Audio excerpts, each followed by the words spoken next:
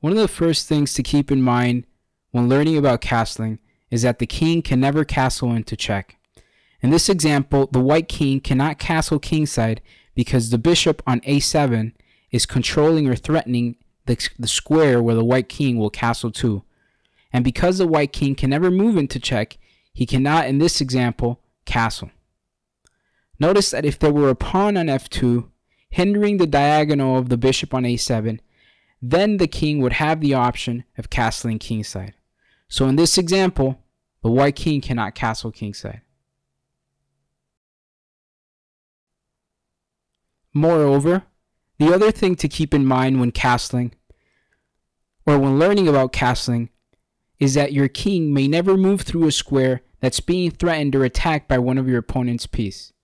So in this scenario, the king cannot move through the castling squares or through the f1 square because the bishop that's on a6 is threatening or controlling a square that's being controlled by one of the opponent's piece. The last concept that should be mentioned is that neither kings could ever castle while they're in check.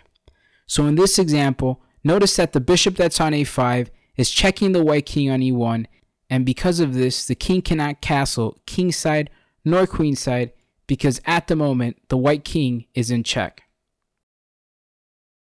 Lastly, let's take a look at an example to review our concepts about castling.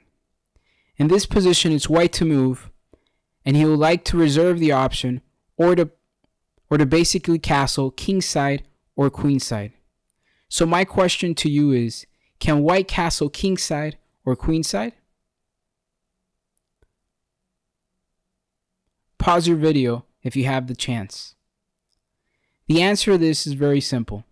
It might seem a little tricky because the bishop is actually controlling the squares in the direction where the king actually wants to castle. But if we notice, the king actually never steps through one of the squares that the bishop controls. And because of this, the king actually reserves the option of being able to castle both kingside and queenside.